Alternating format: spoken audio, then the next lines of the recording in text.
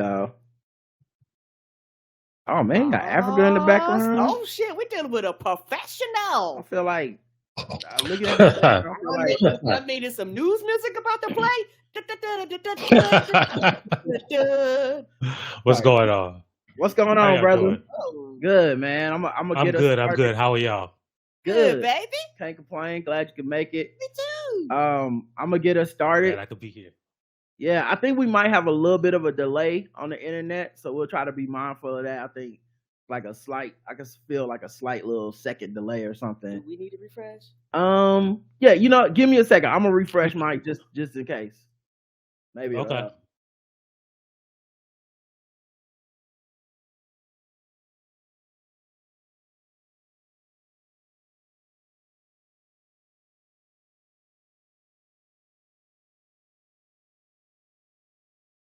We be fucking it up. Let me turn my phone connected to it. Let me turn it. Okay. Do it. All right, I'm back, and I'll do the same thing with my phone, just to double. I just normally turn off the Wi-Fi on the phone at all. Hey, what's going on, bro? I told you it's probably me. I'm good, Oh, man. nah. I should have told you it was probably me that had the delay because I got terrible internet. I live in rural Georgia, and so I got to get my internet from the sky. And Okay. it's only but so fast. Well, we're gonna try to work it out, man. We'll you get good, it. We'll get it popping. Here we go. I'm gonna get us started. Hey, welcome to another episode of the Blackout Tips podcast. I'm your host, Rod. Joined as always by my co-host, Karen. And we are live on a Sunday morning, ready to do some podcasting. Find us wherever you listen to podcasts. Just search the Black Guy Who Tips. You can also watch us live on Crowdcast.io. You know, that's in the show notes if you ever want to see us and people like our illustrious guest. Today's guest is author, podcaster. You may have actually read poet. You may have read some of his work on The Root or The Griot. You may have seen him on cable news explaining shit to these white folks. Is Black Twitter legend Michael Harriet. What's going on, brother? I'm good, man. Thank you for having me. I'm glad to be here. I feel like everything is full circle now that I'm on the Black Guy Who Tips. So I'm glad to be here. Oh, thank you, baby. Oh man, well we appreciate you coming, man. I feel like we've read so much of your work on the show, just like covering race and articles and stuff. You know, I feel like especially from a funny angle, because we cover race from a comedic angle all the time. And I always used to be like, man, I don't know who this dude is, but these are like the funniest, like not in the homophobic way, but the like sassiest, like funniest, sassiest like takes on things. And I used to always be cracking up reading your work, man. So the first thing I gotta ask though is like, how did you even get started in like writing like that? Like, is that something you love from an early age, or is it something like you kind of fell into? Yeah, so my mom was always a writer. Mhm. And I initially went to college to major in film, but then so this is how old I am, it's gonna trip you out. So I was on I interned, I was a PA on Howard Stern's Private Parts. Wow. Okay. That's old school. Yeah, and I was like, man, this ain't for me. This is way too collaborative for me. And so when it was time for me to go to grad school, I was already accepted into Florida State's film school, but I switched to macroeconomics. So I taught, and my mom was a writer, so I always wrote. But all of the jobs I ever had required me to write, and then I got into journalism covering education and I worked at a HBCU, Benedict College in South Carolina, and basically wrote everything from the institution. And so I just always had jobs that required me to write. And when the Washington Post company owned like Newsweek and all of that, they asked me to write article about, remember on, I don't know, it might still be on when like any channel that old people watch, like Fox News, Yeah. they would always have these gold commercials. Like Yeah, you I should buy remember those. gold. Yeah, put all your money in gold. Come on. When they asked me to write they asked me to write as a economist about why everybody was buying gold. And in my explanation, it was like, wow, you can really write.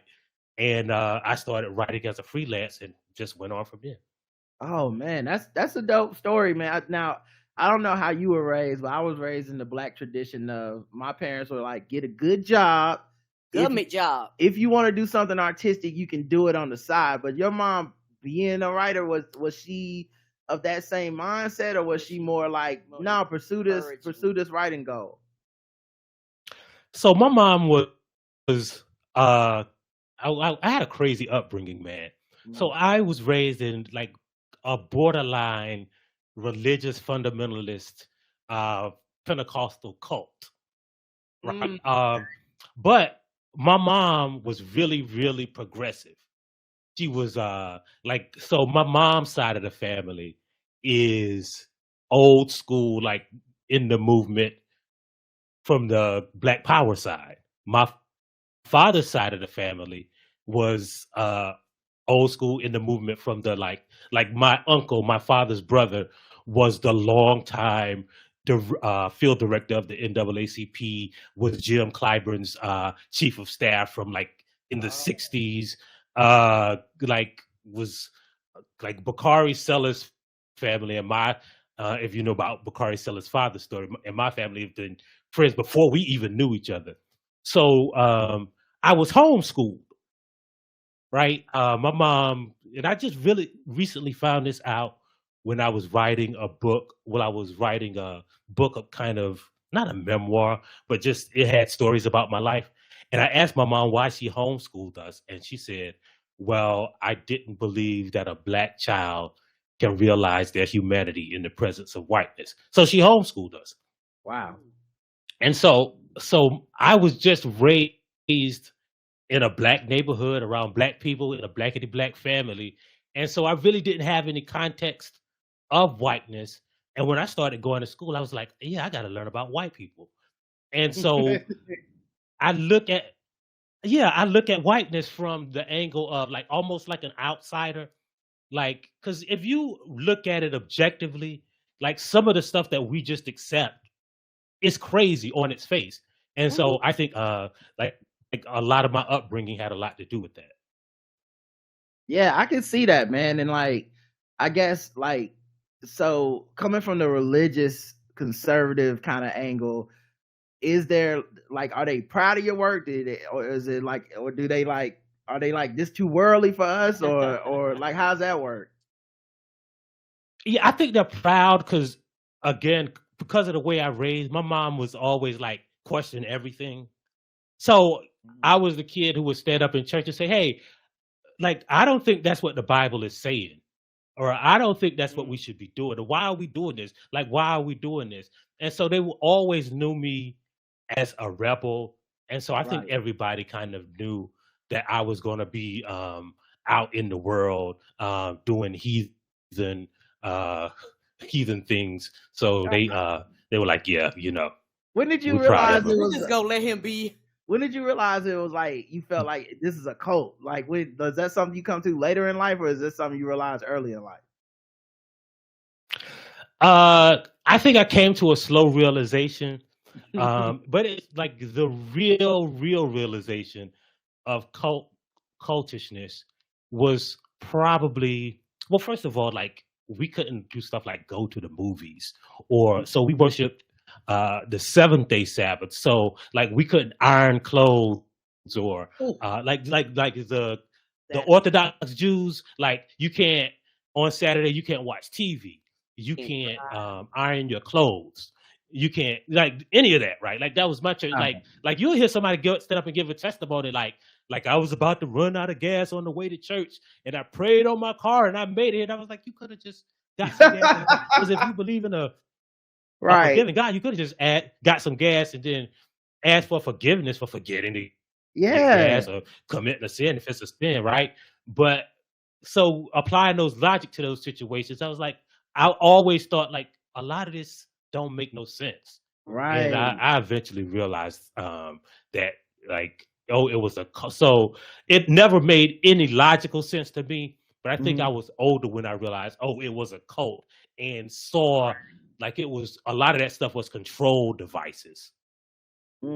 It's weird too, because I always wonder how stuff like that makes it into a religion, when like a car didn't exist in the Bible, but somehow within a religion people made it to, like, you know, whatever year it is, and we were like, well, God wouldn't want me to put gas in my car if it was, you know, Saturday or whatever.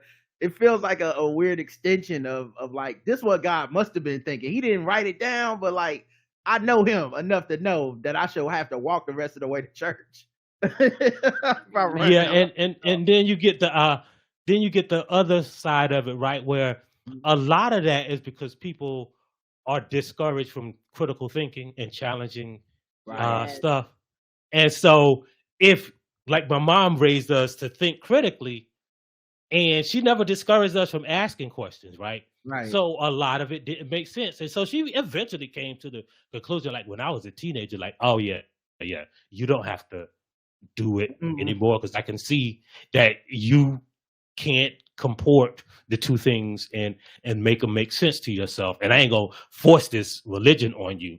So she basically, you know, surrendered to it, and I realized, but I think a lot of it, like, it's just like America, right? Like, it wasn't no cars when they wrote the Constitution, right? Exactly. So we still adhere to our Constitution, just like people, fundamentalist Christians, adhere to the Bible, right? Like, when Clarence Thomas calls himself originalist, he's talking about, he's a white supremacist founder fundamentalist, right? He's a America Pentecostal.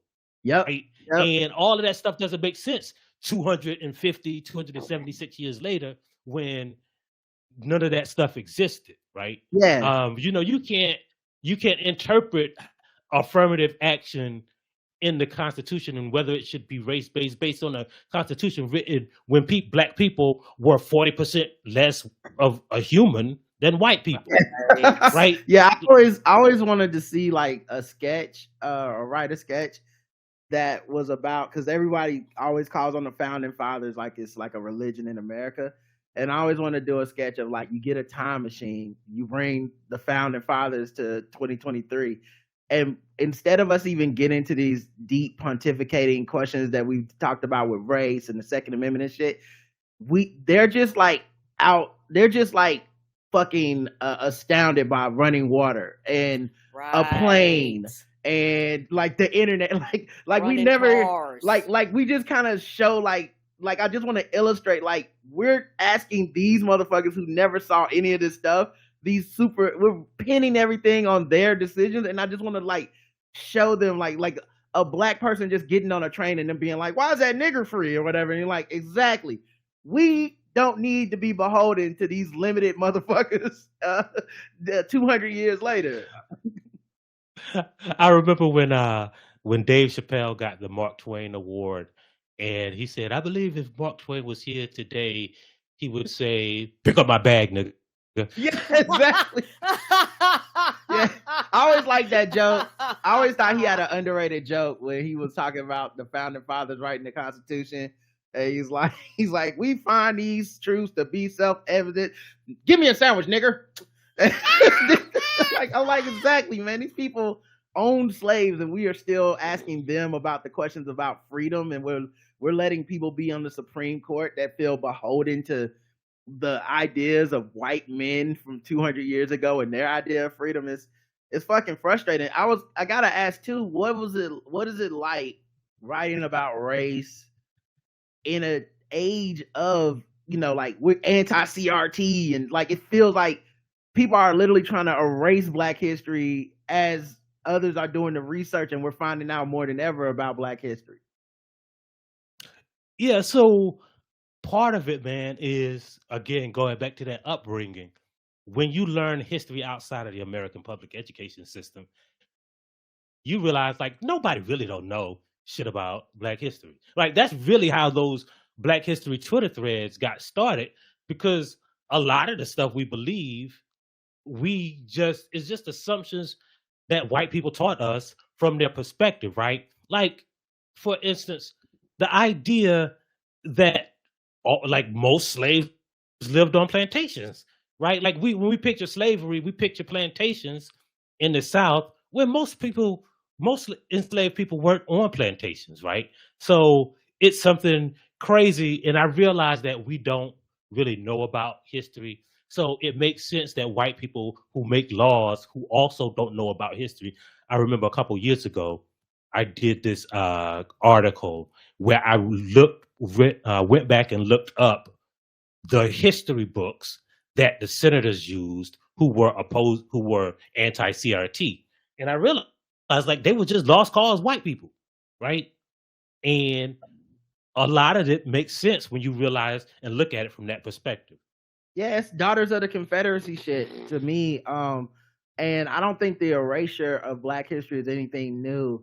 I think one of the big obstacles, and I don't know how you handle it or whatever, but one of the big obstacles too is a lot of times I feel like Black people also feel like we don't want to confront that history.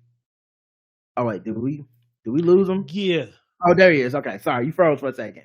But yeah, emotionally, sometimes I feel like Black people are also like they don't mean to serve this goal, obviously, but like in our pursuit of like, I don't want no more slavery movies or why we got to keep writing them. I feel like sometimes it aligns with the Ron DeSantis angle. Like I'm not saying it's the same impetus, but he'll take it. You know, like, yeah, y'all don't want to see it either, right? Let's get it out of the history books and teach white kids their feelings are the most important things in the world. Right, because the results are, in my opinion, the results are the same. How do you deal with all the knowledge and the wisdom that you've learned over the years and not lose your mind with the pushback of ignorant people just talking to you all types of ways when you know what you know? Yeah, so I used to teach a class. Well, a part of it is I used to teach a class called Race as an Economic Construct, where instead of looking at race from, we call it a social construct, but it's really an economic construct. Race was created wholly as, and when I say economic, I don't mean money, right? But race is a capitalist idea, right? Because whiteness is finite, right? There's only a certain number of white people in the world, and it is unobtainable to the people who don't have it. And so when you look at it from an economic construct and just use facts, right, you don't really get in a lot of arguments because people will confront you with their opinion and you say, yeah, but this is the thing, and this is the thing, and this is the truth, and this is a fact, and 1 + 1 = 2.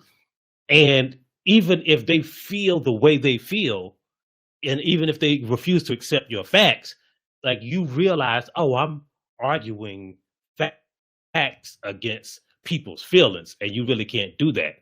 And a lot of it is also that I feel like part of what I do is not even trying to explain it to white people, but I feel like the reason I do what I do is to make Black people feel like they ain't crazy, because it's a lot of stuff that we think and we know already, and they will almost fool you like, oh, we must be wrong. Oh, that stuff I know must be wrong, or the stuff we feel must be wrong. And so I don't even, but again, back to that education and how I grew up, right? I don't really consider white people all that often. Like I don't even think about them and what they feel because I don't know them that well. And so, so I know this country will gaslight you into making you think that something. Because again, you got to remember with the original question you asked, most of us were raised in that same white system that taught white people that the slaves were on plantations and they were happy slaves and they saved us from Africa, and black people sold slaves too, and very few white people owned slaves.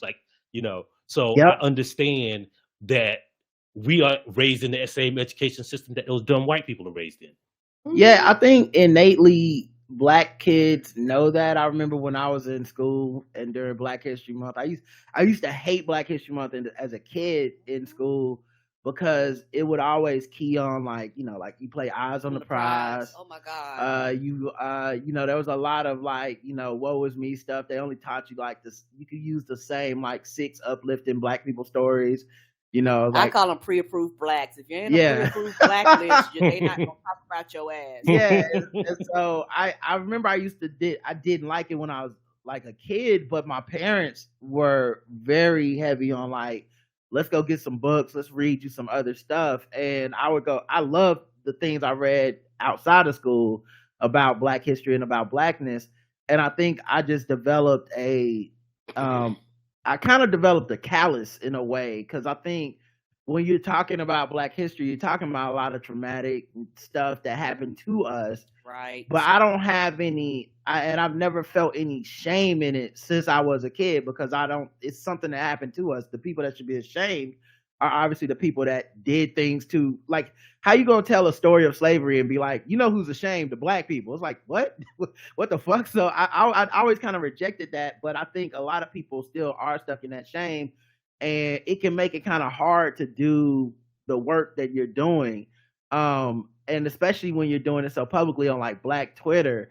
So do you have like a subsection of Black people that are like, that's enough, Mike, we talk about something else, or is have you mostly experienced support? Because I've always assumed the white people would be mad, but as I'm like you, I don't really cater to white folks. I don't care.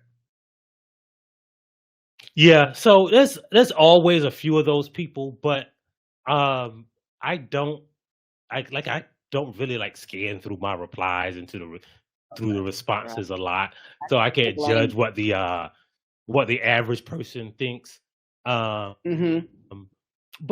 the truth is, right, like, I know that there are some of those people, but whenever I encounter some of those people, right, I give them grace, because I realize the world we live in. Like all of us be trying to survive whiteness, and that's just their coping mechanism to adopt the tenets of whiteness and to be mad at people like they like the white people. They mad at me, and maybe they might think that gets them closer in proximity to whatever they're trying to reach. So, you know, I don't even really, I understand, like, the white people are dumb, and then it kind of is profitable to be as dumb as a white person sometimes, or to emulate whiteness sometimes. Some people think that'll get them further.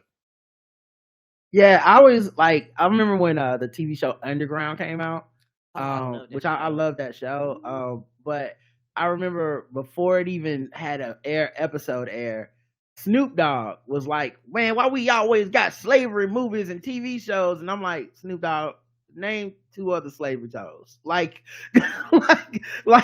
a man that spent a lot of his life, you know, doing things that people felt like, promoting things that people felt was negative towards the Black community, is like, okay, but y'all making a show about Black people trying to escape slavery, that's too far. Okay, now if y'all want to listen to these pimp albums, come on back. I always thought that was funny, like the cognitive dissonance that people have, but I think it does. I do have more grace for Black people, obviously, than white folks that have that, because I think it does come from trying to cope with the trauma, man. And I, as a person in America that's dealt with that trauma and deals with that trauma on a daily basis, I can at least relate to that, as opposed to your Ron DeSantis, like, shut the fuck up, ain't no slavery. Y'all now get back into your now get back on the cotton fields, you know. Like, I feel like that's a different vibe. Yeah, man. I love that. I loved Underground too, man. I was wondering why that didn't win like all the Emmys. That was one of the best shows that year. Good. But the other one that year that did I Will Destroy You and Underground should have won like everything that year. Love those shows, man. Particularly with Underground. As somebody, I kind of pick at Roger. Roger was kind of the woke kid among, between me and him. So he knew a lot of this shit and read Before the Mayflower and all that stuff. Me, no, and it's more of my parents, like a lot of Black parents, they just trying to get you through the school system. And they're working 2 jobs overnight and all that shit. So they don't really have some parents are actually Black parents don't have the luxury nor the time because of white supremacy they actually teach you and be concerned about those type of things when they're just trying to get you to school, keep the lights on, keep you fed and all that type of stuff. So I went through the school system not knowing a lot of things. So when I get introduced to things like underground and all these things, a lot of these things are new to me. And it's one of those things to where I am grateful for Black people that knows this shit to give Black people grace that don't, because you have a lot of Black people, they kind of want to shame Black people for not knowing when you know the system is rigged and you know the system is fucked up to not teach these people these things. I think it's interesting though, because I feel like that's an insecurity that people carry with them. I don't know how much that is actually like carried out in real life. Like I think of the people that want to educate other folks typically come with love towards other Black people. But I think it's an insecurity, like y'all are gonna shame me for not knowing this. I remember when we talked about Underground on the podcast before it came out, and I remember the trailer came out and I was like, I want to see this shit. What the fuck? When did this come out? You know? And you know, we talked about Snoop Dogg and stuff, but there was like apprehension at first from YouTube being like, it was like, oh, what? Like, oh, it's about slavery. What is this gonna be about? Da da da. And I remember being like, man, it's Black people in charge. This is what we've been asking for. We don't want, like, when people talk about not wanting stuff about slavery or oppression, a lot of times it was like through the lens of white Hollywood and white decision makers. And so Black people within the industry, when we fight to get our hands on our own stories and tell our stories from our perspective, I always feel like that's when we need to give grace, give it a chance. And a lot of times that's when you find out, oh, I don't dislike this. This is actually like Underground was one of those things where I was like, yo, I love this. What is this? How can we get more of this? And it was clearly because Black people were telling that story about Black trauma through the lens of Blackness. And that felt so much different. Yes, particularly for those of you that haven't seen Underground. Go ahead. I'm sorry, baby. Yeah, I was just going to echo what he said, right? Because and you have to also realize, like, the people who are in those boardrooms, the white people who are in those boardrooms, they only seen like three kinds of Black people, right? Like the slavery, the civil rights movement where they wear skinny ties and suits marching, or like the Cosby Show, right? And so their concept of Blackness is like they ain't never seen no sci-fi. They never seen any, no Afro punk type stuff. So they're only going to greenlight these shows. And people often think like, why do we keep making these slavery shows when Black people are making all kinds of shows and they only picking the slavery shows to go on TV, right? Not that there's anything wrong with the slavery shows, but you got to realize, like I remember talking to Reginald Hudlin and about House Party, and he says, "Oh, you know why?" And he told, like, this is an interesting concept that he told me. I hope I ain't giving away a secret. He said, "Oh, you know why? Like, you can be successful. All you gotta do is just make a movie or a TV show and just show all the different kinds of Black people, and Black people will love it." Right? Like, all you got to do is put, like, you think about House Party, right? It was the thugs and it was the middle class Black people, and it was, it was all the diaspora of Black people on a block in that movie. And that's why we loved it, right? But white people don't get to see that. And so when they're making these, they only got like 4 slots for Black people. One got to be a slavery show. One got to be, something about how Black people overcame. And the other one might be something that's interesting or revolutionary. Right, yeah. It's gotta be a drug dealing show. Yeah, Karen, were you gonna say something earlier? Oh, I was gonna say one thing about Underground, and why I was very hurt that it didn't get a second season. It got a second season, didn't get a third season. Yeah. One reason why I was hurt about the third season is because they got into Harriet Tubman. Yeah. And it was going to be interesting to see like where they took that particular character, and because I wanted to learn more about her, because truth be told, everybody's not going to pick up a history book, and that's the truth. And so a lot of people, they get their history through entertainment, And so when people are introduced to things, it causes them to go want to read and Google and research and all that stuff that they wouldn't have been inclined or pushed to do on their own. Yeah. And so for somebody like me, it opened up my eyes, to these things. And like you said before, it is a self insecurity, that I have, that I'm projecting. Yeah. But that's, that's kind of how you feel, because you're like, well, God, I didn't know. Am I supposed to know this? Like, I know. And I begin to say, what the fuck is wrong with me? But it's not me. Yeah, it's a lot of pressure, and some of it is external. Like I'm not saying there's no black people that act like that, but the vast majority of black people that know about black history aren't like walking around like the rest of you niggas living in ignorance. Like most black people want you to join them. They're like, hey man, come check this out. Read this book. Did you see this article? Like, it's not you a bad black person, but I think internally you start feeling like, am I a bad black person? You feel insufficient because I don't know this stuff. And I think a lot of it is also just emotional. Like, I think learning about black history, reading so much black history stuff early on in my life, I just developed a little bit more of a callus than most people. So like, I can read about something traumatic and not like not saying this is a good thing, but I can read about something traumatic and it just doesn't hit me the same way, because it's like, I know this kind of shit was happening. I feel validated by reading about it and knowing like, that's when I ride down the North Carolina highway and there's a little bit of fear in my bones, I know ancestrally in my DNA where that comes from, because I know these stories now. And I think to me it felt validating, and to some people it's just they live in the fear of the moment. It's like, oh, this happened, I'd rather not even know it happened.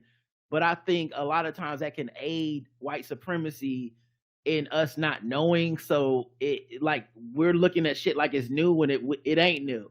All this stuff that's happened with the Supreme Court is stuff that's happened before. Yes. But if you're not taught it in school and you're afraid of learning about it outside of school, you just end up feeling overwhelmed. Like, how is this happening? But to me, I feel like I know how this is happening and I know what's going to happen next. Yeah. And also I think with Michael and what he puts out in the thing, particularly on Black Twitter, on social media, people pick up on that thing and it's a challenge to people. And I think that's why people flock to you, because they're like, oh, what are you talking about? Oh, this is interesting. Oh, this is the other thing I was going to say with Mike, and this is my next question for you. How did you develop your sense of humor? Because that's how I do it. I think if you deliver it through a comic lens, it's easier for people to absorb. And they don't feel like they're in school. And I feel like in a lot of ways with your threads and your articles, that's how you deliver it. What was the impetus behind that? Yeah, so Damon Young said this, and so I can't take credit for it, but black people, we joke around at funerals, we joke around in the backyard, like with some people at the civil rights marches, saying, hey, look at this, look at so and so shoes, he need to stop marching for freedom and start marching for, we just joke around like that. And so a lot of what I do is, again, not include humor, but just not remove the humor that we already see, right? Because we got to restrain ourselves from making jokes sometimes, right? And so that's and then that going back to what Karen said, right? Like, when you make it entertaining, when you don't include that humor, it doesn't just make people. When you include that humor, it doesn't just make people not read it more or absorb it better, but it makes it more relatable, because it feels like something you would have said sitting on the back pew in church, right? Yeah, it feels like something you would have heard at a cookout. And so I think it makes us, it's a way that because it's the way really that we communicate with each other, through humor, through kind of processing that trauma into not kind of limiting ourselves in what we say. That's the one thing, like, if there is a black privilege, is that we can say anything to each other and we know, like, oh yeah. And like, I think that, I don't know if does your audience know that you're working on this show that comes out Tuesday? Yeah, Drapetomaniax. Yeah, they know I'm working on it. I've been talking about writing behind the scenes for a while.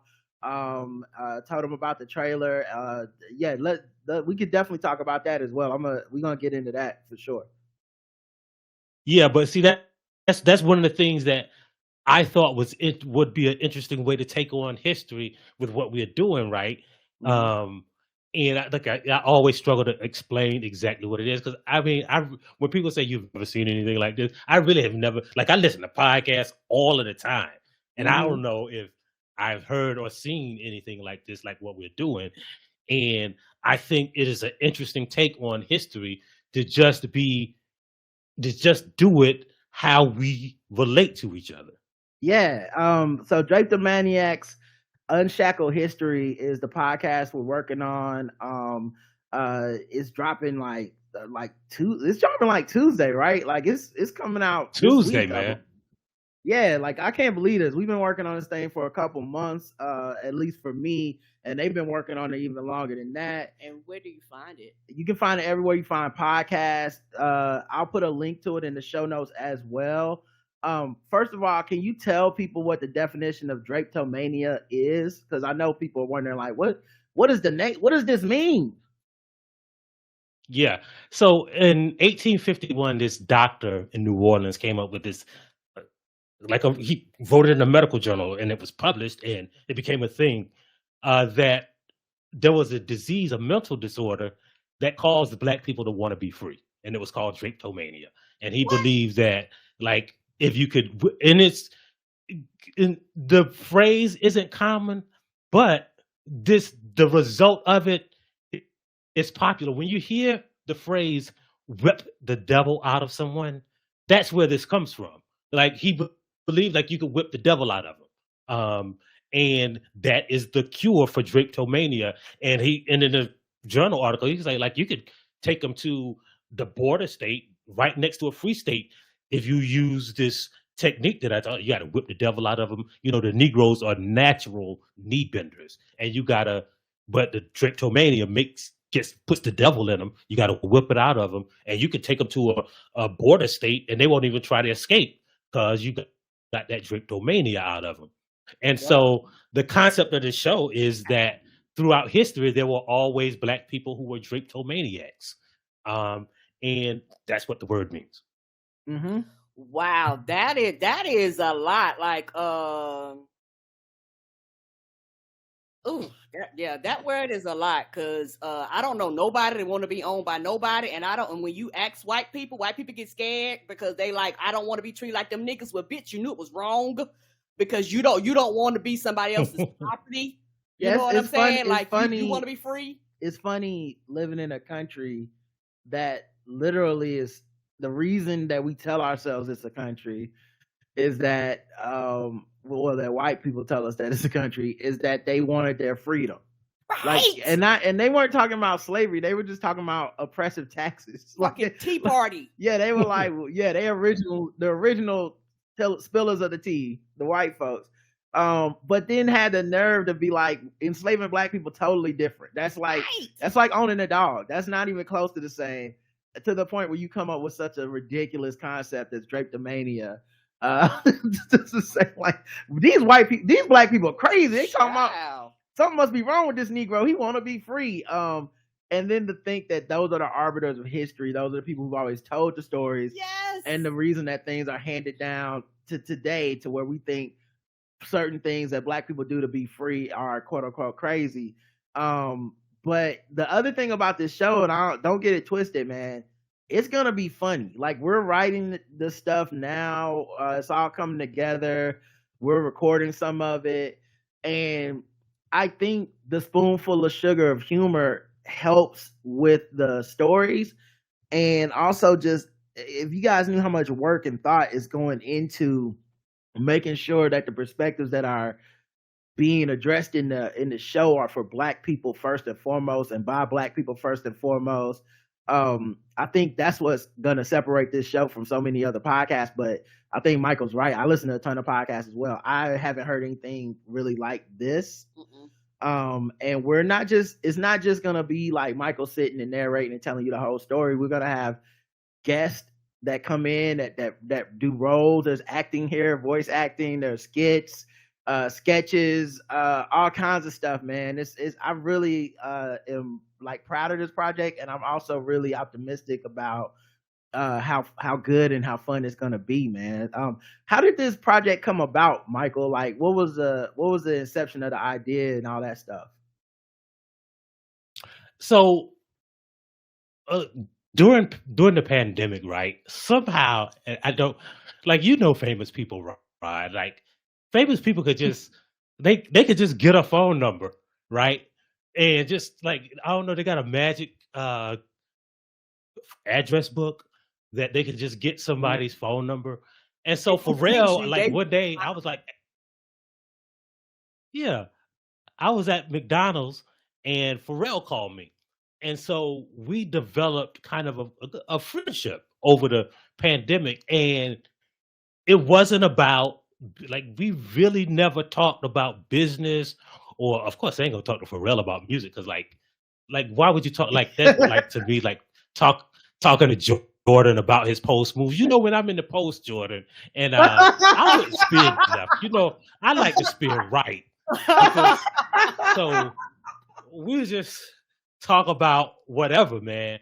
Right. And so one day we were talking about like ideas, and I was telling him about the idea for this podcast, and he was like, man, we should do it. And I was like, yeah, but I mean, it would be harder to do than any other podcast the way I have it in my mind. I was like, yeah, but we should still do it, right? And so like maybe a week later, he had me with our executive producer, Nalika, and we were recording the pilot. Like what you'll hear on Tuesday, we recorded that like 3 years ago, maybe 4 years ago. Wow. And we remastered it and kind of re-recorded some stuff. But we sat on it and said, yeah, when we're able to do this, we're going to do it. And Sony was on board immediately.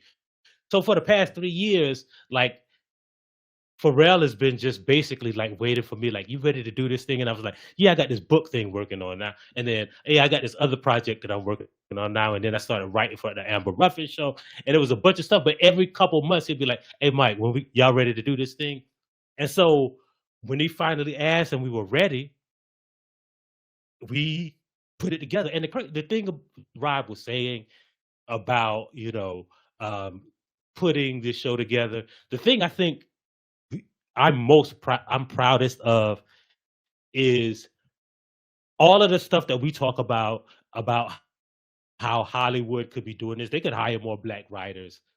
They could have a room that is more inclusive. They could have a room where people could speak up. They could have a room where people could object to something and people wouldn't be afraid to say, we did that shit. Like, we really did that shit, right? Like, it ain't no white hands on this thing. And it's not just diverse in terms of, Black people, but it is, gay and straight and queer and all spectrums of the gender and sexuality and marginalized people and geography and how we think and conservative. And it's the diaspora working on it. Yeah. And I'm proud of that. Yeah, same here. And I'm proud to be part of the process. And it is a process. Like, it's tough. Like, I think like, it's fun, and you have to have like a lot of trust undergirding everything. I think that's the only way it works. And then, like you said, people have to be empowered to speak up because, I know as a writer for game theory, that was one thing I had to get used to, was just this idea of like criticism. Like, you write something, somebody's going to come in and tell you, like, here's where this thing needs to be better. Here's where this thing can change. Have you considered this idea? And that's the tough part, right? Is going back and being like, all right, let me go back to the drawing board on this. But in this case, some of the ideas to me are so like radical, and so that's why it's almost like harder to implement these ideas, right? Because this is the easy way out for many other shows, TV shows and stuff, is just to be like, get those Blacks out of the room, okay? They keep bringing up, beat it. They keep bringing up shit I don't like. I just want to put my shit out there. And in this case, it's like somebody will come with an idea and be like, oh, what if we, I don't know, like for example, especially when you talk about Black history, so much of it is taught through what white people said and what they thought and who they erased and stuff. And so sometimes it's like we should create a character here, and this character is gonna be this character is a gay character who is a comedian and is this, and so you have to like then go and create that archetype, fill that world in from their perspective and stuff. And as far as the audience is concerned, as far as white people's history is concerned, this person never existed. But as Black people, we know all kinds of Black people always existed throughout all the time. So we get to take those liberties. And so a lot of this is about pushing the boundaries of your imagination of like, yeah, why can't we do that? As opposed to, you know, trying to paint within the boundaries of white supremacy. And it's a lot of work because you have to decolonize like your point of view a lot of times. Right. Like, oh yeah, this could be happening. So I'm enjoying the work. I've never written narratively before. So it's been a challenge for me, but it's also been like rewarding to be like, you know, when someone's reading your work, because we had these reads and stuff, to be like, okay, that thing does work, or, you know, or it doesn't work, but it could work if we change this thing. And so we do like table reads on Tuesdays and stuff, and Karen's in the background in here sometimes enjoying it. The table reads are fun. Particularly with the different voices and the different perspectives, and you know, I'm kind of hearing the story in the background, and it is just a joy. And so I'm like, well, I can't wait to see the finished product, because then you're going to have music and sound, like all these other, you know, things to kind of polish it off. So I'm like, oh, this is going to be different, and it's going to be fun. Now, Michael, how is it different from writing in for like, because you have a book coming out, you've written so many pieces for the Griot, for the Root, the threads on Twitter. Like, how is writing for the podcast different to you? I think, well, so two things are different to me. Is that this is, you know, you have to include other people's voices, right? And sometimes I think, you know, like when I started writing for the Amber Ruffin show, it wasn't even as much of a challenge as this, because like I think the reason it works well, because like Amber has the same kind of humor that I have, right? And so when you're writing from the perspective of different people and trying to tell a story, right? I think that has been challenging. And the other part is, right, is giving people the opportunity, or giving people space to create, and you not say no, it's should be like this. Or because, you know, when people take your work and interpret it, or take stuff that you've been working on and interpret it, I think that's been a challenge, just to see what people do with these ideas. I'm happy to say, like in this case, you know, everybody has been doing a great job. Right. But I think those two things, like I've never had anybody just take my stuff and do their thing with it. Yeah, I think that's, like I said, game theory was like that, because you submit something and then it's got to go through a lot of hands, you know. So like, I'm writing something, I think it's like the hottest shit ever, you know, it's funny, it's all this stuff. And, you know, especially near the beginning, it's like, okay, cool, you wrote that. Now it's got to go to like the head writer.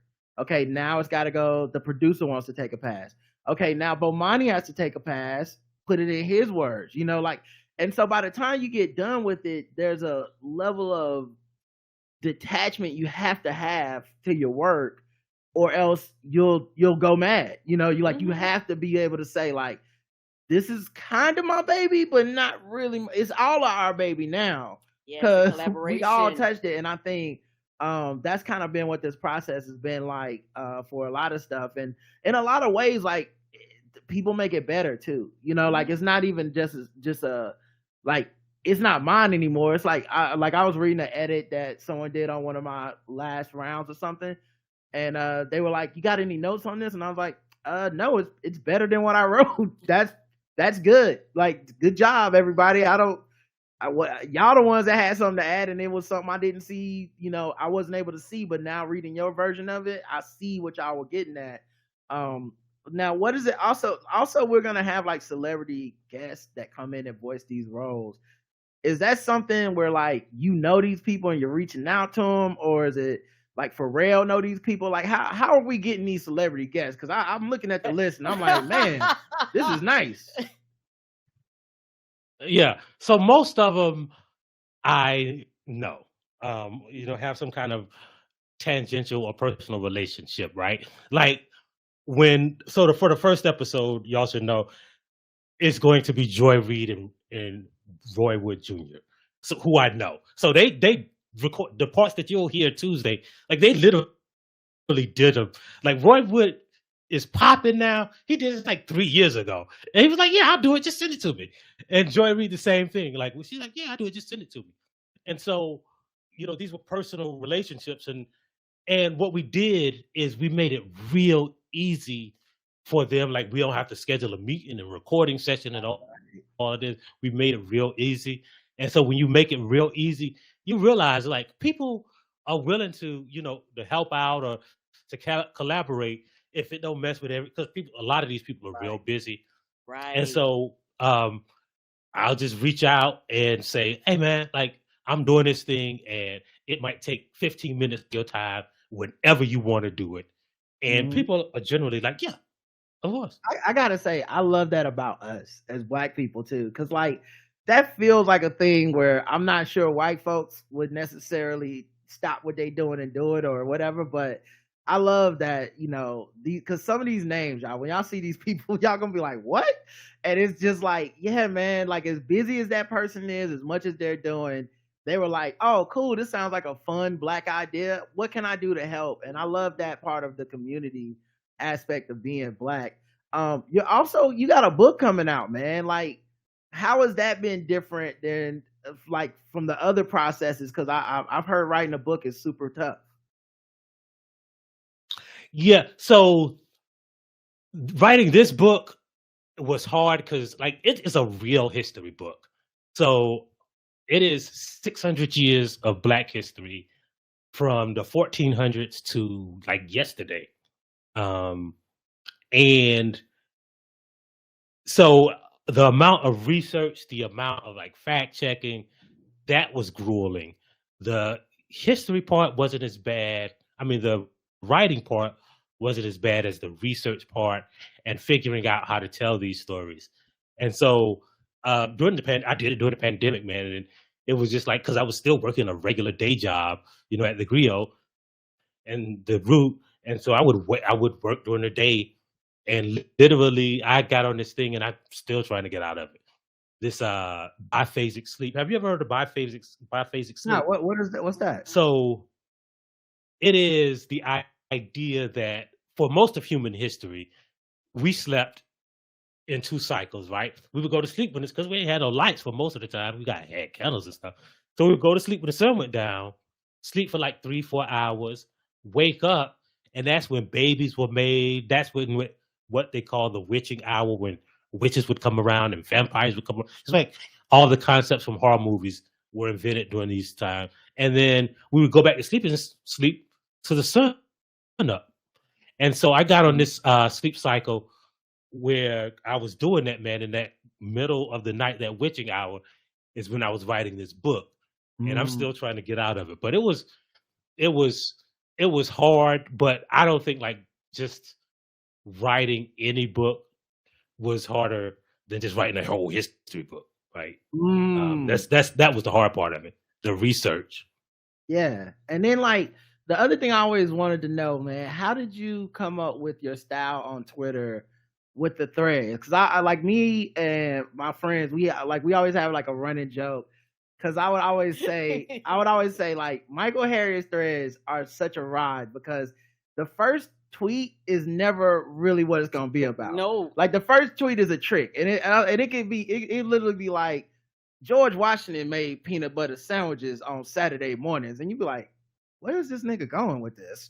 Like peanut butter sandwiches. I'm like, I thought he was gonna be talking about the Supreme Court ruling, but you will get there by the end of the thread, and it's like, I didn't know it. So George Washington peanut butter came from Clarence Thomas family? What the fuck? Like, it's like, you be like, where I been? How'd you come up with that? Because I feel like people are still trying to even emulate that.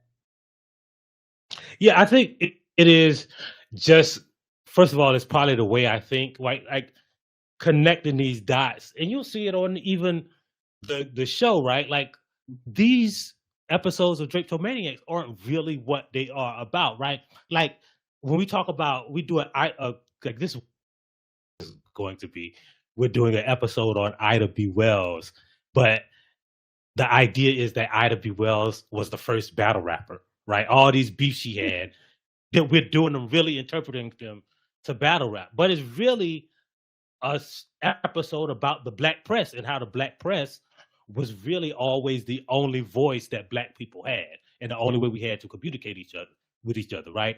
And so these just connecting those dots, right?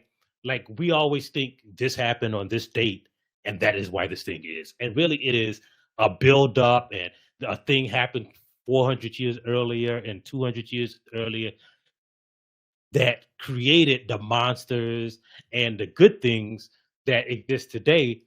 And so I think connecting those dots, and because like I always had ADHD, so I would always go off on tangents and down rabbit holes, that I just like to connect those dots. Oh well, I mean, it obviously works, man. The threads go viral all the time. I feel like I don't know how, like, if you're just able to like draft 37 things and then get them in order or what? Because I always read them with a fascination. I'm like, where is this going?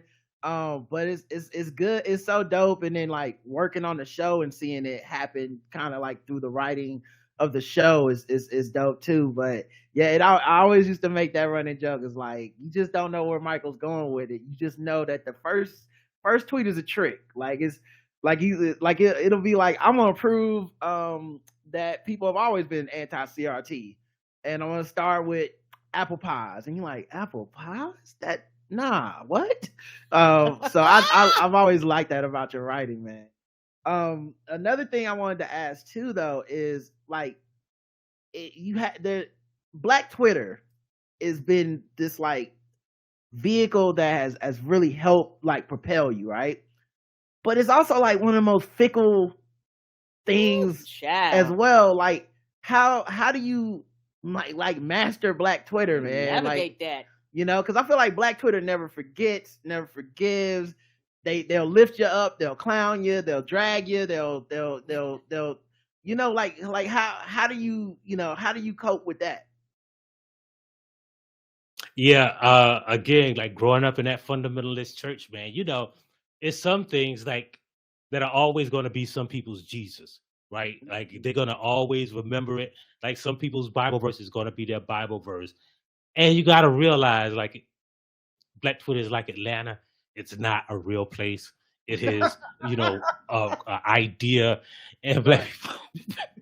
Like so when somebody says something crazy, you have to realize, oh, like this is Black Twitter. It ain't real life. Not that what they say isn't true, but you'll recognize like, oh, that person represents one person. Like you'll see like 4 million people read this tweet and 3 people said something negative. And I've also learned this. And this is a thing that's also true with like anything, whether you have a business or a podcast or anything, right? Like the people who love what you do aren't going to sit down and write. Sometimes they might, but they're not going to sit down and express like, yeah, this was good, right? But but haters will take the time, right? Haters always got time. I don't know what it is. Haters got time. Yes, they do. And so you always have to remember that, right? Like I'm sure y'all go places and in spaces where people are like, yeah, I like y'all. I really like y'all stuff, and it might be somebody you never thought it might be, because like they just like, yeah, I like that, and I'm gonna keep listening. Haters got time, bro. Yep. And so Black Twitter is not a real place, and haters got time. You got to remember that. Yeah, dog. I like that is one thing I always like. If you could take the energy of a hater and put it into like the battery, like put that battery in the back of a fan, that it would be awesome, you know. But you'd be unstoppable. Yeah, because the haters do make time, man. I remember the thing I was saying to Bo about Game Theory in season 1 was like, I'm like, the show's great. All the feedback is great. All the ratings and reviews are great. The people, the executives at the top, they love the show and all that stuff. I said, but you know what we really need, man, is some fucking haters. Like, we really need, because you know what makes you go viral? It be when people hate it. Like, as much as people were like this, because our show's not getting renewed, we're not getting to season 3, and that the news dropped to everybody last week. And I saw people being like, oh man, this show, I can't believe this. That they letting Stephen A. Smith do this, and they letting so-and-so do that, and Skip Bayless got this. And I said, yeah, but you know what y'all do? Y'all share their stuff. Right. Even if you hate it, you go and share their stuff, and it goes viral with you being like, God, I hate Stephen A. Smith. Look what he said about Michael Jordan. Click, send, That's all the algorithm care about. And I was like, we needed a little bit more hate. I think we took us to the next level. So. Yeah, I think the show though, like whenever he addressed the topic, whenever Bomani addresses a topic, like he thoroughly dissects it, where like the haters really don't got a counter argument with it. Like, maybe you did your job too well, Rod, right? Because I think that's the problem. The haters no space to counter argue. Right? I honestly think so that's like it's kind of your fault. Right, agree. Right. I'm for real. Because honestly, it's Bo's fault. Because I'm willing to write some unreasonable shit. Okay, it's Bo that come in and be like, yeah, but that didn't really happen because in '96, Coach K actually got this, and so we can't say that the reason that he pretended that his back was hurt was because of this, because he actually did hurt his back. And I'm like, but if we just say he a white supremacist, you know what I'm saying? And Bo's like, nah, we got to be reasonable. Yeah. So that held the. And see, I feel like Bo will show somebody's race. He'll show somebody's racism. He won't say this person is racist. He'll show their actions. Yep. And the only conclusion that you could come up with is that this person racist, right? Mm-hmm. But he does it in such a reasonable way that like the haters don't want to say, can't even come out and say he said they were racist. He's like, nah, he said a list of things that this person did, and then you concluded that he was racist, right? The wild part about that though is, like, I remember he went on Bob Costas' show after we wrote the Duke episode, and JJ Redick and I forget the white dude that ran the Marlins. These niggas was so incensed. You would have thought that we really wrote Coach K as a racist KKK member that happens to coach basketball. You would have thought we wrote Coach KKK when we wrote our piece. The way they reacted to it, and I was like, Bo, man, I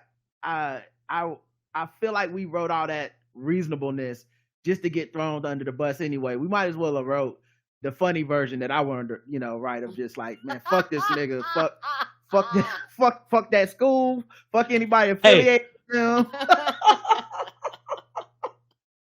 Yeah, and see, like a lot of people say that, like I write that people are racist, and like it'll be whole articles where I don't even use the term racism, right? Yeah. But they just infer that, right? But I feel like one thing y'all didn't do is y'all didn't say white people enough, because white people hate the word white people, term white people, and like y'all didn't garner. Y'all were too. Yeah, y'all were too good at your jobs, man. Y'all said who did the things, right? And so y'all didn't have enough haters. Y'all had haters, but the haters couldn't argue in 140 characters or 240 characters. They could never find they could never find a clip that would go viral out of context, even because they'll do that shit too. They take like one thing out of context, and it's like, if you don't watch the whole show, there was this moment where Bomani said, because white people crazy or whatever, and we never even had like an out of context clip that could look bad. So, next time. Because he went through and somebody shot that down. Yeah. Trust, it was wrong. It was written somewhere. Yeah, between Bomani and the lawyers, it was hard to get anything. Particularly the lawyers. Lawyers like, can't say that. I'll say this anecdote and then we'll move on. But I remember we get to the final version of the Duke script. And I'm a Duke hater. I'm so I'm like writing flame emoji bars we can't say that, Rob. that people had to take out, man. We get to the final day, and they was like, or I want to say like the day before taping, and one of the lawyers is pushing back, and he's like, okay, so we're gonna say that they dominated in this year, but then they had a down year in this year, but then they dominated again in this year. So don't we have to say that Coach K was dominant as a coach and and the Duke as a basketball team from this year to this year? Aren't we not giving him credit? And everybody's like stumped because they're like, because it's like when you write shit like that, it makes the narrative confusing because you have to go in and be like, in '89 they had won this many games, but then they lost, and so everyone gets quiet. And then I've been working on this shit for weeks at this point. And I'm frustrated a little bit, and I just go, yeah, but also fuck him. and we left it out. Like I was like, I said, but aren't we also fighting this to say fuck this man? Like, have we forgotten the plot? We not about to be giving this man any undue credit. Like, if you want, he's gotten undue credit his whole goddamn career. Let's make these jokes, man. And then another thing too, we wrote about the Masters, and this line never made it into the script. But we're writing about the Masters, and the Masters tournament, Augusta, the actual location, they didn't allow black members for a long time. And now I think right now they may have like less than 10, or whatever. And so this shit got taken out. Bo just wrote no. But I just wrote no. I wrote this line that said Augusta's such a racist place that it only just now has 8 black members and Condoleezza Rice. Oh no, I think I would have wrote no. I would have wrote no. Yeah, he had it right. No, he had it right. No, yeah, he had it right. No. Yeah, that was funny. That was you funny. got a bar. That was a bar. Yeah, he sat back like that was a bar though. And I think he wrote absolutely not. And then I texted him like, but did you laugh? Because it was funny. He was like, it's funny, we can't say that. I was like, all right, bro, it's cool. Now I read on your bio that you wrote poetry. Did you ever perform like slam poetry? Were you part of that? Yeah, I would. So I am still one of the only 2 people, if not the only one. I don't know what he did in the regular. Like, so there's like a slam poetry season every year. So I am the only person one of only 2 people who went through a whole season, like with perfect so-called scores. Wow. So I did all of it. Yeah, so like I'm on I'm still like on kind of technically the slam poetry scene, even though I don't like perform that much but I'll still like at the events, I'll still go to the events and kick it with my friends. And like, if you see my interactions on like Twitter is mostly with journalists and all that, but like on Facebook, like all my interactions are really like with poets and people from that scene. What is the slam poetry scene like in 2023? Because I feel like it had a moment where it was like mainstream deaf poetry slam, and then I don't know what happened. It's like one day everybody just decided that all right, we off of that, and then I always wondered what happened to the scene after that. Yeah, so it kept going. It's really kind of a niche scene. It got a lot wider. White people came in, and then like during the pandemic, man, like the dude who literally created slam poetry, he did some fuck shit, like, and like there was a big split, and so like all of the national events have like gone away. So it's just like 3 or 4 black folks that's keeping the slam poetry scene alive on a national level, but it's still thriving in certain cities. Baltimore got one of the best. Y'all in North Carolina, man, like the baddest motherfuckers in slam poetry now and spoken word really in North Carolina right now. Wow. Or either out of there. Some of them have left, but everybody kind of funneled through North Carolina.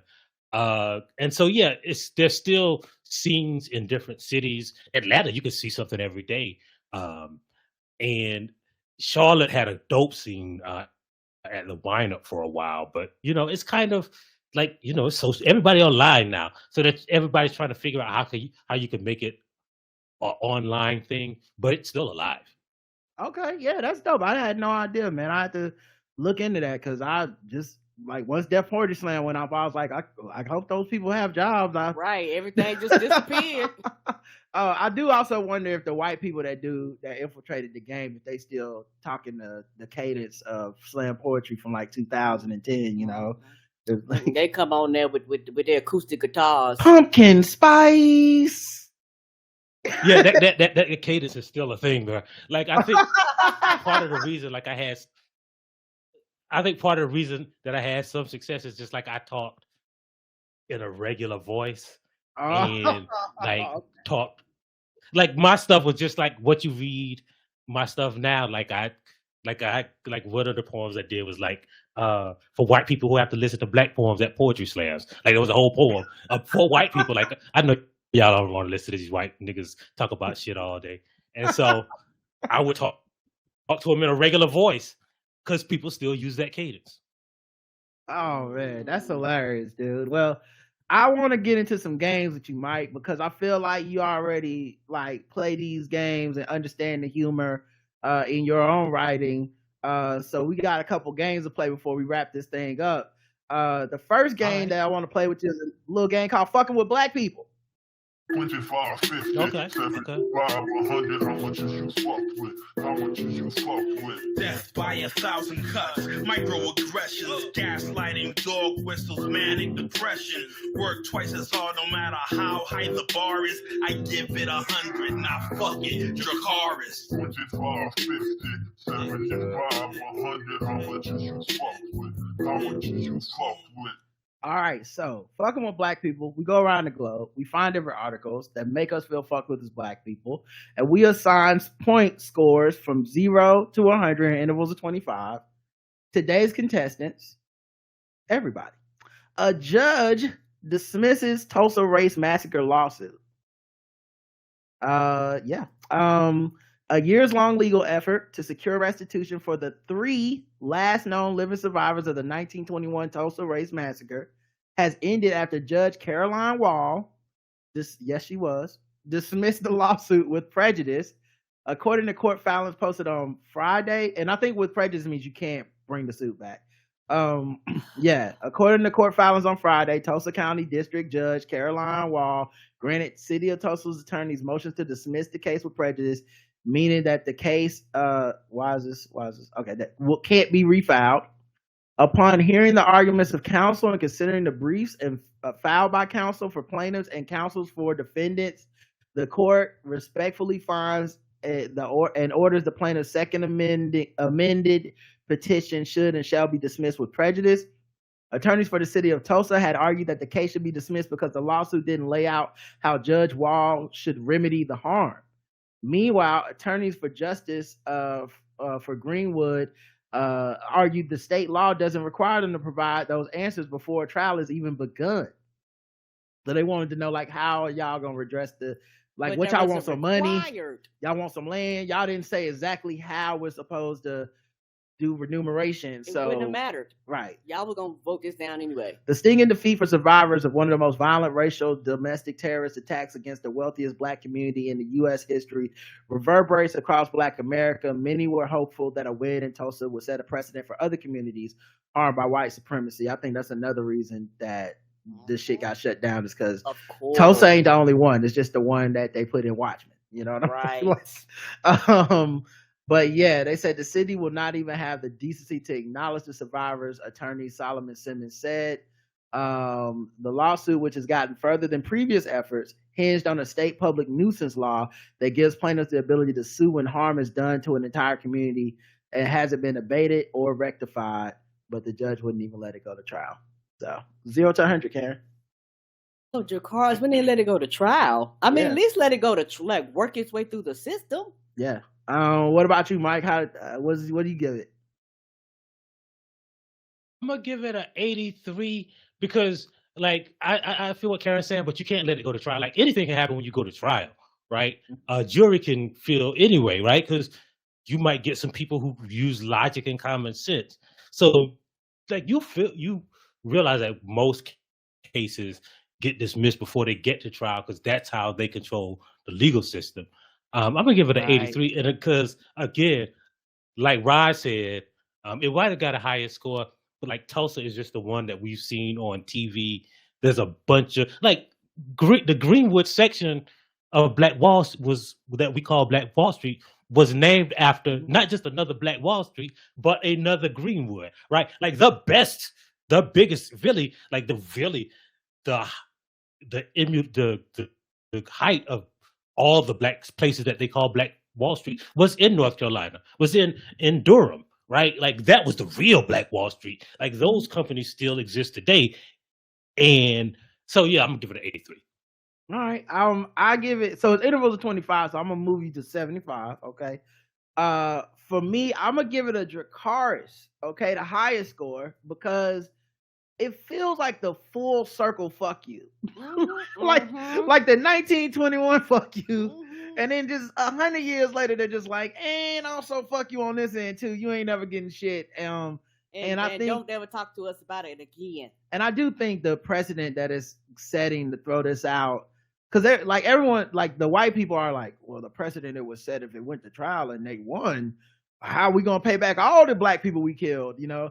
And to me, I'm like, yeah, but this is also setting precedent. It's funny you didn't write that in the article. Yeah. But this is precedent of there is no remuneration, there is no reparation.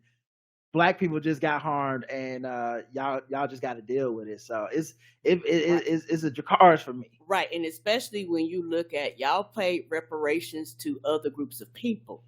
Now, if it's fair or right, that's a whole nother thing. But people got casinos, people got money, people got checks, a lot of shit from other nationalities that y'all have done wrong. Right. But the people that y'all brought over here on the motherfucking boat, y'all go, nah, y'all don't get shit. Then you wonder why we're mad.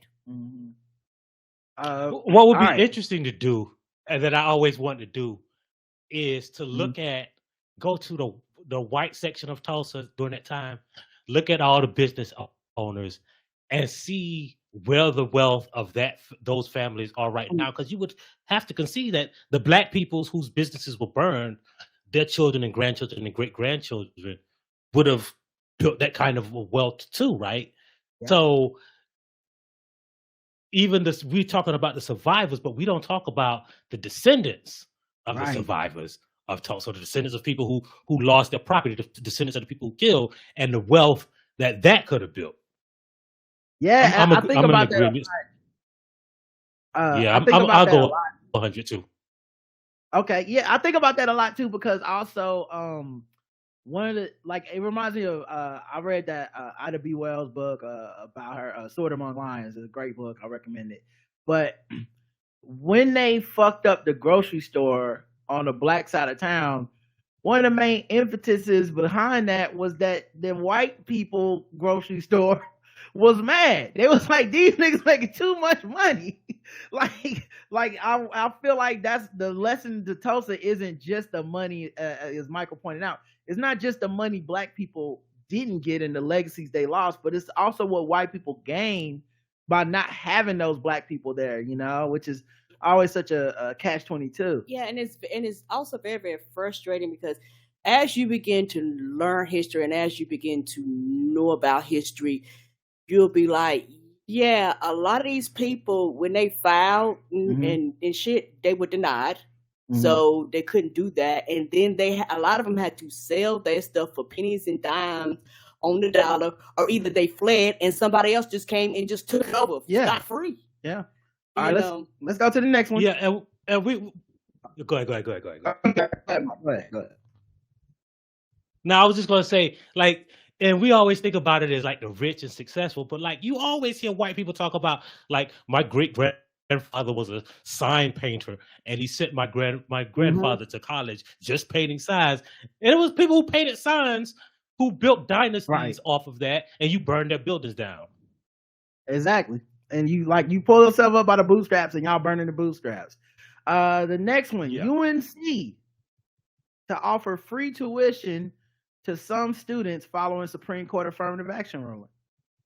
The University of North Carolina at Chapel Hill will offer free tuition to some in-state students after the Supreme Court struck down affirmative action in admissions.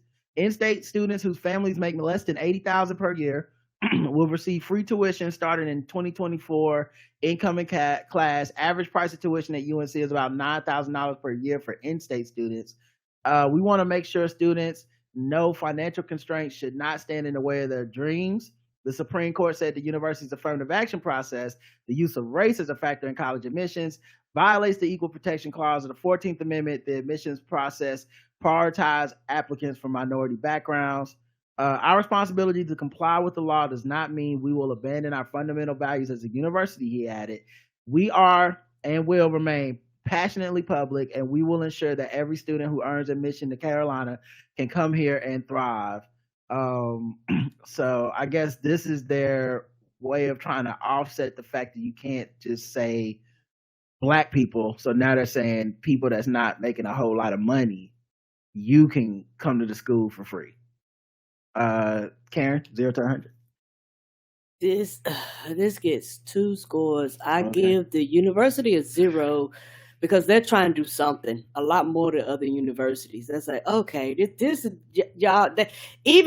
Even because they're higher education, somebody had enough sense to be like, this is fucked up. Like, what do we do to allow people to come into the university? Like, we just can't just eliminate. Like, this doesn't make sense. Also, when you do that, a lot of people are going to benefit from this. Probably more than would have benefited outside of you just looking through race. And it's a 0 funding university, and it is a Jacaris for the person that did the lawsuit that put this shit to go in the first place, right? Because it was some bullshit. Didn't you say that person is from Canada or some shit? Asian. They used the Asian dude from Canada to make the case. And I think what made me mad, and I try to find it, nigga, you not from here. You don't live here. Like, I'm not trying to be funny. You take your ass back home. Go back to Canada. Okay, that's a new one. I normally go back to Africa, but go back to Canada.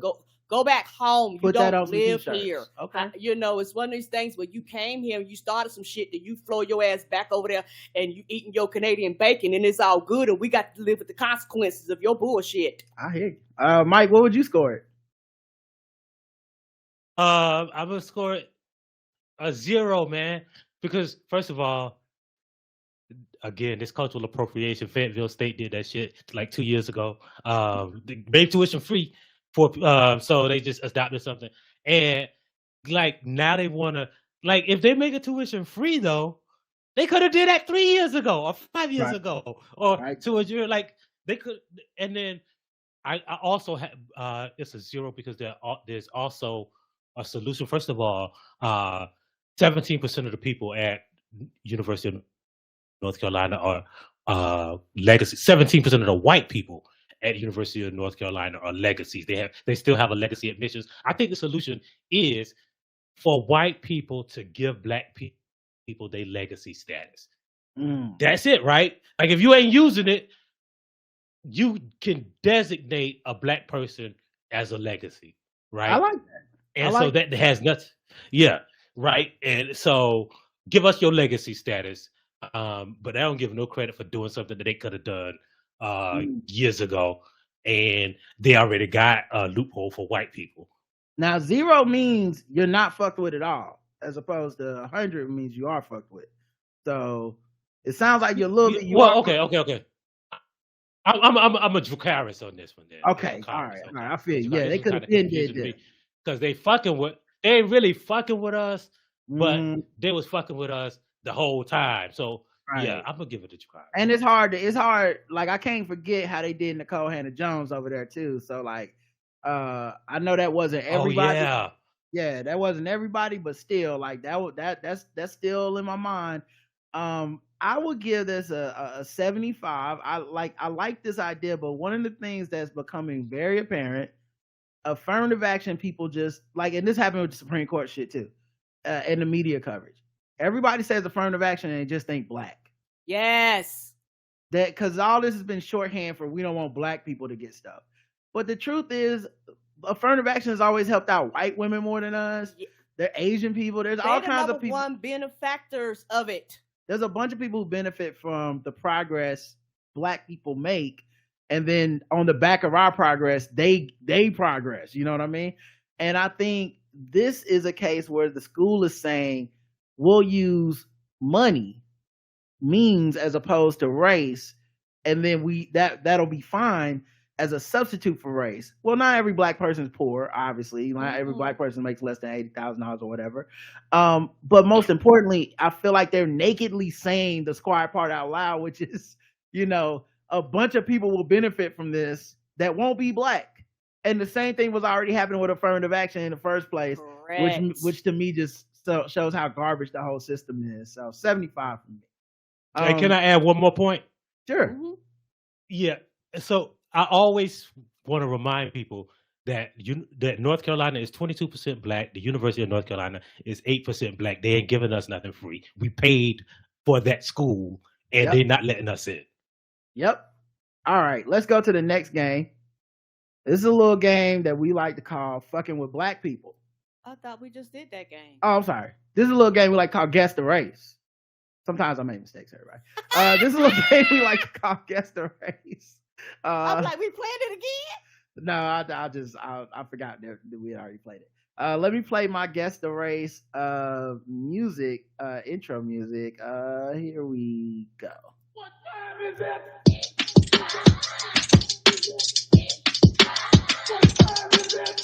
It's time to guess the race. It's time to guess the race. It's time to guess the race. It's time to guess the race.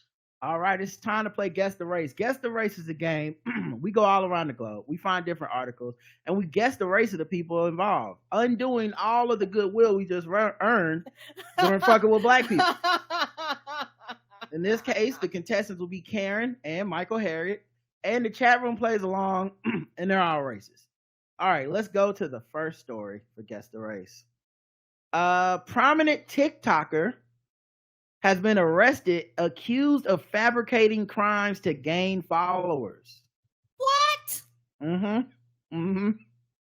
Social media personality known for his trying to get the FBI at my door TikTok series has succeeded. The FBI showed up.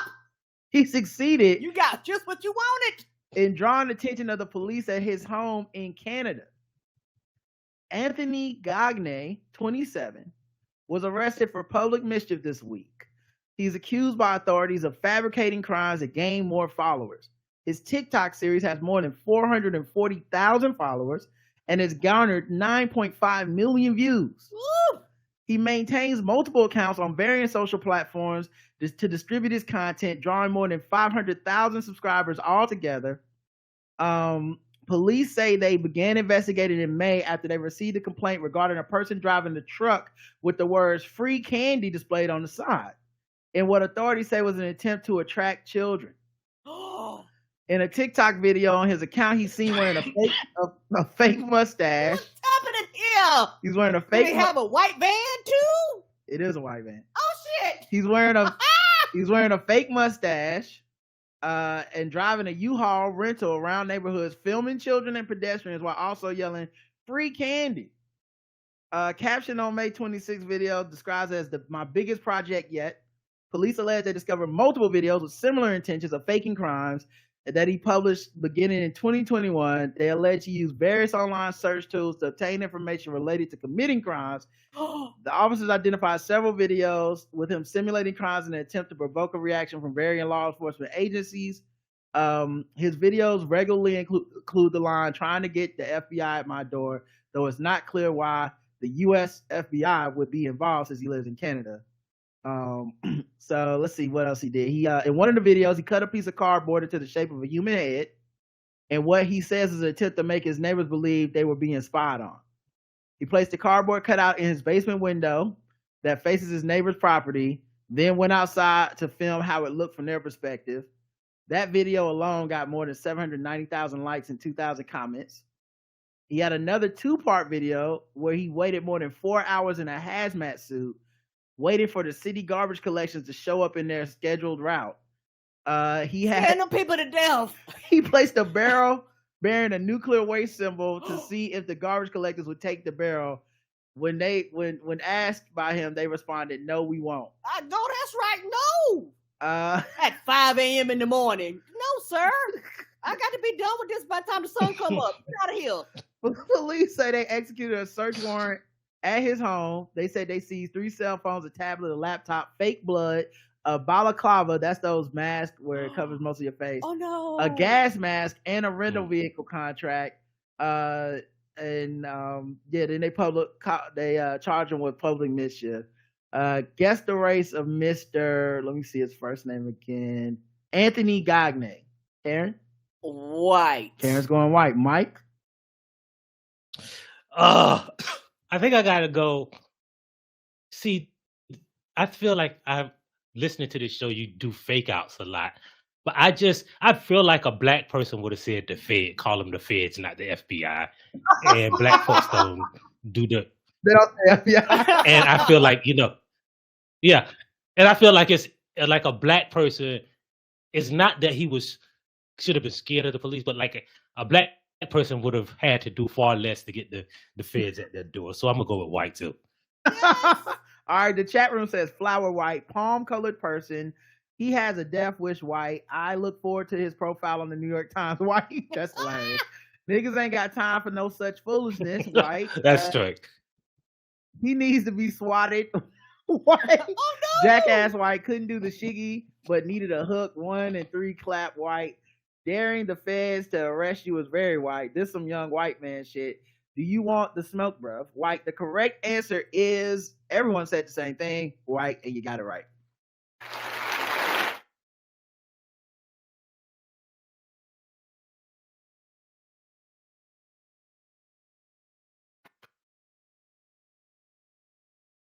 And that's him right there. That's one of his gags with the free candy. And that mustache. He do. Child, you better get away from my kid. It's just. I love that. I love that Karen was most outraged that he was screwing with people during their work hours. Like she was outraged about the safety of the people's labor. Like those are terrible labor practices. You should be out. Also, Karen, you called it on the white van. I mean, you did it. So I mean, I was joking. I mean, but that's the kind of the stereotypical stereotype for catching kids, a white van. All right, let's go to the next one. A nurse has been fired for a secret affair with a patient who died during sex in the hospital parking lot. Yeah. How was he outside the hospital, but he a patient? I mean, you can go to the parking lot, I guess, to have sex. I mean, maybe you shouldn't be since you're a patient, but you can. A British nurse lost her job at the hospital after the hospital learned that she had maintained an affair with the patient for over a year. Oh, shit. Ending when the man died following a sexual encounter with her in the parking lot. Now, here's the thing, though. You kind of got to brag on your stuff if you made somebody die. I feel like... At least she had the courtesy enough to not do it on the clock. I feel like wait till I get off my shift. I just feel like that's low-key. Well, she may have been on the clock. We don't know that she got off her shift. Oh, that's true. She ain't going to do it in the building. She did in the parking lot. But my thing is just, I would probably feel like I would brag a little bit. Like, girl, I got that killer. Okay, Apparently I got that killer gorilla grip. They not ready. But does it count if they dying anyway, though? Kinda, yeah. As the French call it, the little death. You know what I'm saying? That makes. The man known as a patient A was receiving dialysis treatment. He had a heart attack during a late night meeting in January last year. Penelope Williams, 42, failed to call for an ambulance after the patient collapsed in the back of his car. Yeah, I guess that's a tough call. That's a tough call. I mean, you got the call. But that's a tough you're one. gonna lose your job anyway, but you got the call. She didn't call, but I'm saying that's a tough one. How'd he die? On top of me. You know what I mean? Oh, really? Patient A died from heart failure and chronic kidney disease triggered by a medical episode. The episode triggered... he was there for dialysis. Yeah. The episode triggered an investigation and hearing before a nurse and midwifery council, fitness to practice panel, which heard testimony that Williams had ignored advice from colleagues who had urged her to call an ambulance. Oh, that's even worse. So she talked to like she must have talked to somebody and said, should I call the ambulance? It's like, you need to call the ambulance. It's like, girl, but I was fucking them. It don't matter. You still got the call. Well, patient A had met Williams through work, with Williams helping to treat him for his condition. Yo, he must have had game to have like no kidneys but still be pulling this nurse. Still getting that dialysis, girl. I'm gonna tear it up after this dialysis. What? That don't seem like fun. When emergency personnel eventually arrived, they found him partially naked and unresponsive. Yeah. Williams had called a colleague instead of emergency personnel, and the colleague said, call an ambulance. She delayed in doing so. She was crying in distress and asked for help as she tried to explain someone had died. The colleague ended up calling the ambulance instead, snitch, who found patient A dead upon their that's arrival. who told it. And I'm not gonna lie, I would have told it too, because I was like, nope, you are not gonna get me as accessory after the fact. Williams initially told police and a paramedic that she had gone to meet with him after he messaged her on Facebook that he felt unwell. She claims she only spent about 30 to 45 minutes in the back of the car just talking. She further explained the patient started groaning and suddenly died. Now, I do believe that part. She had testified at an initial February hearing. She later admitted to the ongoing relationship and that she had met up with him at night for a sexual encounter. And her admission at a later hearing in May resulted in her final dismissal from the job. All right, well, guess the race of Miss Penelope Williams. I'm going black. Karen's going black, Mike. Yeah, I feel like nurses, people who work at call centers, and they just trying to find somebody, and it's hard in the dating game, man. People, so I'm going.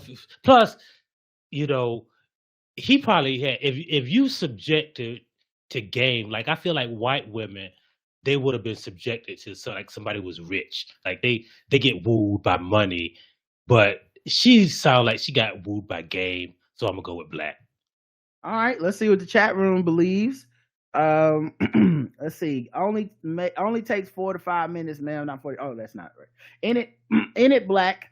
Penelope fancy the shag in the car park, white. Oh no. Night nurse gone wrong, white. How dialysis sounds sexy to you, hella white.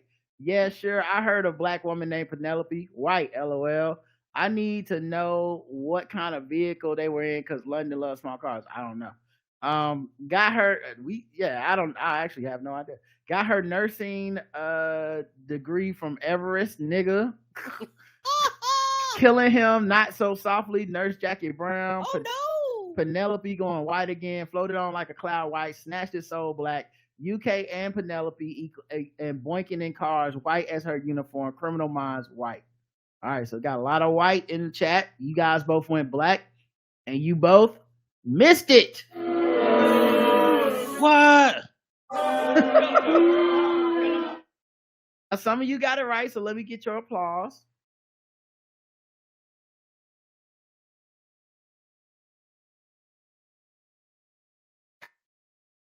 And that's Penelope. Oh, yes. Another reason why I went black, because they was afraid to lose their job. They was afraid to lose their job. Okay. Yeah. If like, you got a nursing degree, you wouldn't. 911, like a reasonable person, you would just petrify. I was like, look, ma'am. Okay. I thought maybe y'all were trying to make a statement on the power of black sex or something. I didn't know. It felt white to me, but I also I feel like a white woman. A white woman wouldn't have done that to couldn't have done that to a healthy dude. It had to be, she had a handicap advantage. Black woman kill you. You be full 100% healthy. Okay. Yeah. That's what happened to Michael Clark Duncan. That's exactly it. No, I'm just kidding. Yeah. It'd be like, she's so sweet, she killed my dialysis. Okay, listen. All right, now we gotta go to the bonus round. What time is it?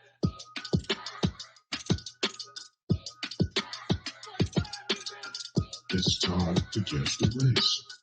It's time to guess the race. It's time to guess the race. It's time to guess the race. All right, bonus round. Everyone's tied between Michael and Karen, and the bonus round is worth double the points. So we'll see how it ends here. It may end with a tie, may have a winner. A New Jersey judge is under investigation for lip syncing lyrics about murder and drugs on TikTok. Mm-hmm. A New Jersey judge used an alias to post TikTok videos lip syncing rap and pop songs with controversial lyrics, and did so at times while wearing his judicial robes and in the courthouse. What? On the job? Did he have his name tag on too? This is like when the NFL players are getting suspended for gambling at the facility, and you just like, man, did you just not want the job? Did he? Like, I don't even know the rules for gambling, and I know that's definitely in the rules that you can't do that shit. Did he also hold the gavel up too? I Yeah. mean, come on. Superior Court Judge Gary N. Wilcox, 58, posted about 40 videos under the name Sal Tortorella from April 11 to 2021 to March 4th. According to the complaint from the Supreme Court of New Jersey Advisory Committee on Judicial Conduct, which was filed Friday, Wilcox posts were public and not in a private setting. The complaint said the posts undermined public confidence in the judiciary and violated judicial rules. It said the complaint also said that many of the videos included references to violence, sex, and misogyny, and that one post included the judge partially dressed while lying in bed. Oh, now we know what's under them robes. Apparently. In one video, Nothing. Wilcox was in his judge chambers with law books behind him. He wore a suit and tie and lip synced the following lyrics, the complaint said. All my life, I've been waiting for somebody to whoop my ass. I mean business. You think you can run up on me and whoop my monkey ass? Come on, come on. What song is that? I don't know. Okay, it's not always a song. Oh, okay. Yeah, you can lip sync other stuff too. Wow. Mm-hmm. In another video, Wilcox wore a Beavis and Butthead t-shirt while he walked through the courthouse as rapper Nas Get Down played. The song, the complaint said, included derogatory lyrics and made gang and drug references that included killing a doctor who treated a gang member. In one post, Wilcox wore a Freedom of Speech t-shirt and lip synced to a song that referred to spilling cognac on a $200 suit. Wilcox has been practicing law in New Jersey since 1989. 1989, you threw it all away for some lip syncing? That don't make no sense. 58 does seem kind of old to join TikTok and decide this is going to be my new thing. Right. That's what happens. You got old people that get online, don't ask their grandkids. Attorney Robert B. Hill, who was representing Wilcox, said Wednesday in an email he's preparing a response to the complaint. He asked for comment on his client's behalf. He pointed to a statement he gave to the New York Times. I don't think that at the end of the day, anybody's going to believe there was any desire to do any harm here. Hindsight is 2020. That's not a strong defense. I'm just gonna say. They knew they didn't have nothing to work with. Hindsight in 2020 is not a strong defense. That's like I was wrong, but now that you look at it, you can see how I was wrong, right? Like I get it now. He has 20 days to submit a written or formal answer to the complaint, although that time could be extended. After it receives a response, the advisory committee on the judicial conduct will schedule a formal hearing. They can also issue private discipline, or it can ask the state Supreme Court to issue public discipline for admonition, censure, or suspension, or to removal from the bench. So we don't know what the penalty will be yet, but guess the race of Gary Wilcox. I'm going white. Aaron's going white. What about you, Mike? I'm going black. That song by Nas, Get Down. That's a deep pick, right? That's a deep pick because it is talking about shooting a judge in the courtroom, a defendant breaking out a gun in the courtroom. So you got to know the deep cuts, right? You got to investigate it. And so I'm going black. I hear what you're thinking. Let's check the chat room. Clarence Thomas, Earth 2, Doppelganger, white. Oh, no. Mike Tirico, just an Italian kid, black. Judge Juicy, just black. He white, and watch that old people mess. Canelli Beans white. Ain't no black people named Gary Wilcox. This is a Caucasian. Judge Juicy J black. This nigga was tripping. Still not worse than Judge Joe Brown black. Oh, no. And lastly, white. The correct answer is, I believe he was black.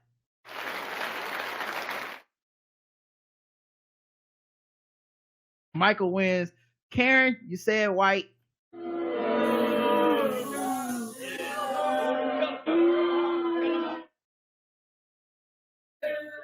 Yeah, he been a judge since '89. Here's the thing. So he was deep in the hip hop era. Oh, go ahead. Say that again. Sorry.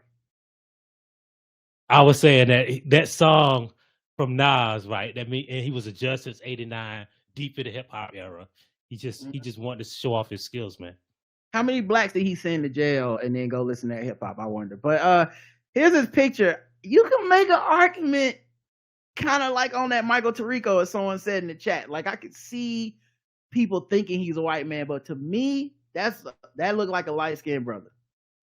Okay. Yeah. The Beavis and Butthead made me say white.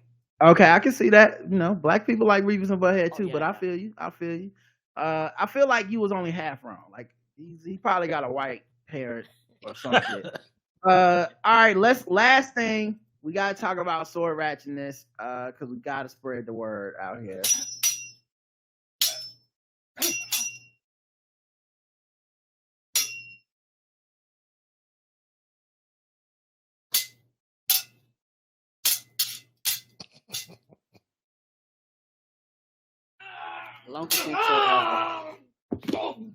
Sword ratchetness. We go around the globe. We find different articles about the scourge of these goddamn swords because no one's talking about it. We talk about guns. We talk about all kinds of other dangers to society. But for some reason, we let swords slip through the cracks and they're killing people every day. Intruder with a samurai sword attacks a Texas man during a home burglary. Now, first of all, you brave as shit to only have a sword in Texas. Right? The home of the guns. Okay. The close friend of an Amarillo resident is accused of using a samurai sword to attack him during a home invasion. So you were a close friend of the person you attacked in their home. That's interesting. On Sunday, May 14, around 3:50 a.m. I don't know how you pronounce his name. His name is Kjetil. Kjetil? I don't know. Kjetil Eric Majol, Mjolhus. So I don't know how you say that.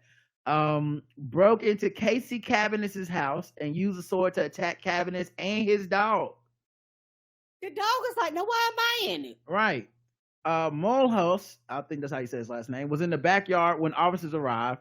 Police said, adding that they had to tase him because he wouldn't cooperate. Oh. According to law enforcement, he injured himself when he grabbed the intruder's sword to defend himself. Cabinets injured himself when he grabbed the intruder's sword to defend himself. Cabinets recently had surgery to repair the injury, a tendon and joint of his thumb.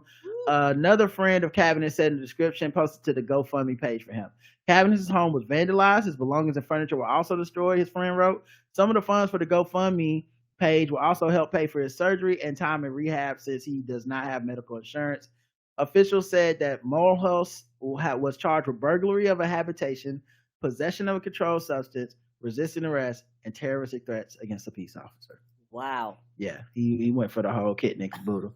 Right. Mike, tell everybody where to find you. Tell them about the podcast, all that stuff.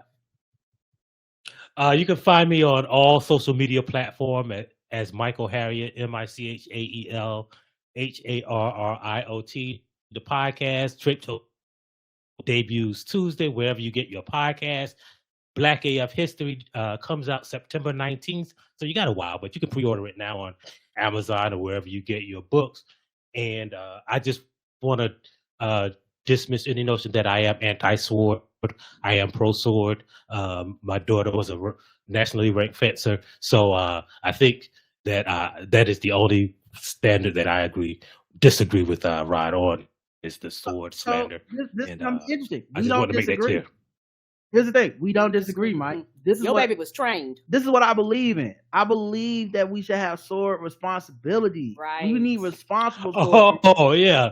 If you're training, if you're training it, fine. What I don't like is these nerds go to Comic-Con, buy the motherfucking He-Man sword, put it over the mantle, and then I'm reading the article. Training. I'm reading the article about how they let somebody who's like mentally unstable in their house and they killed their grandmama, and I'm like, now why the fuck is that okay? Because if it was a gun, we'd be trying to pass some type of law. But so we kind of stand on the same I'm glad you cleared that up, man. I'm I'm glad you cleared that up, man. Yeah, training. Yeah. I would like to. I also want y'all to know that somehow Rod, y'all listen to Drapetomaniax, y'all see that Rod found a way to include swords in the episode that he wrote.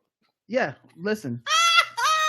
Y'all know my bars when you see them. That's all, Try to get some stuff in there every time. Try to sneak some stuff through.